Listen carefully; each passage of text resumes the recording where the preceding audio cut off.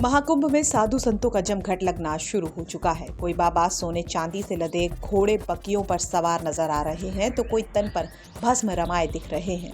महाकुंभ में एक तरफ जहां तरह तरह की तपस्या में लीन साधु संत दिख रहे हैं तो वहीं एक बाबा ऐसे भी हैं जो ई रिक्शा वाले बाबा के नाम से जाने जाते हैं। ई रिक्शा वाले बाबा की कहानी कुछ अलग है। सड़क पर गाड़ियों के बीच केसरिया कलर का जो ये ई रिक्शा दिख रहा है, ये ई रिक्शा वाले बाबा का है।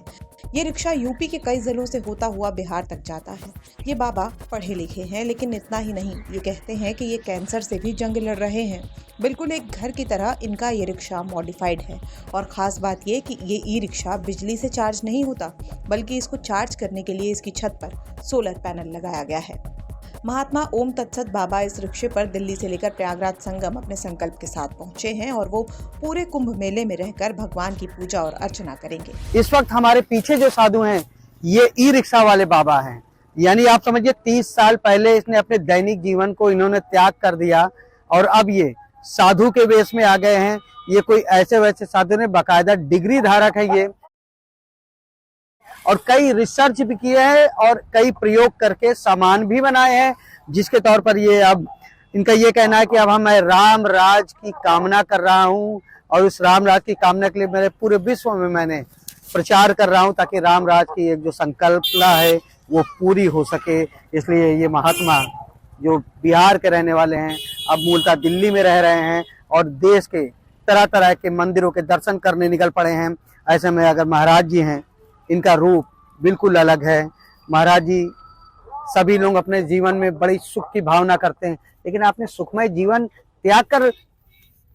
मैं अपने जीवन में सुख सब देखा और मैं अपने जीवन से पूर्ण संतुष्ट था, लेकिन प्रभु का इतना कड़ाई से आदेश था कि मुझे घर छोड़ना ही पड़ा।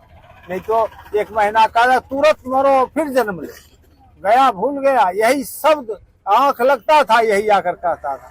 मैं जब घर छोड़ा तो वही कैंसर कहाँ गया क्या हुआ पता नहीं। मतलब आपको कैंसर की शिकायत थी? कैंसर था, शिकायत नहीं, 4th स्टेज में था। 1 महीना आध महीना का मैं मेहमान था धरती का।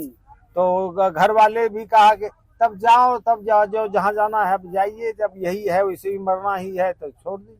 मतलब अब नहीं आपको लगता महाराज जी घर 30 साल हो गए, पहले पूरे दैनिक जीवन जीते थे, परिवार था, बच्चों के बीच में रहते थे, अब त्याग दिया सब कुछ, सब तो खराब नहीं लगता? नहीं।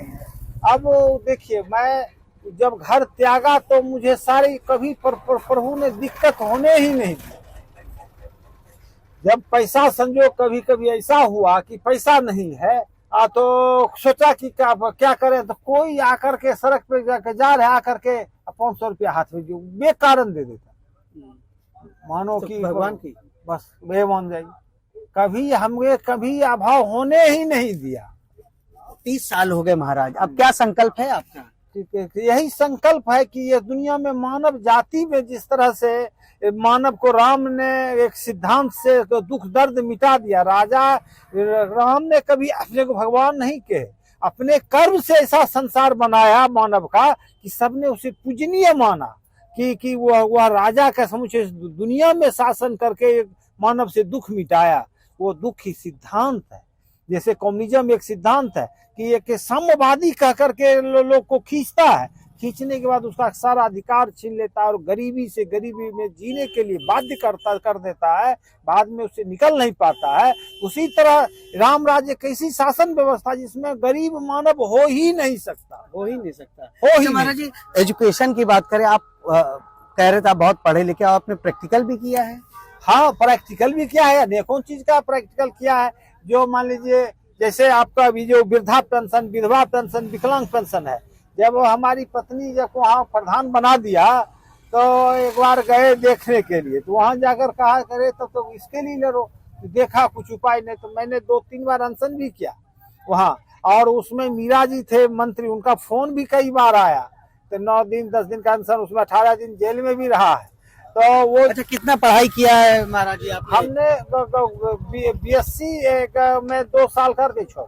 और आपने कह रहे थे कुछ आपने प्रयोग भी हाँ, बहुत चीज बनाया, जैसे बनाया, लेकिन जो बनाया वो तो मान लीजिए साधन नहीं, और वैसा ये का काम है। जैसे बोरिंग का उसमें प्लास्टिक का बोरिंग में बहुत बड़ा हेल्प किया था कि कैसे ये सफल होगा।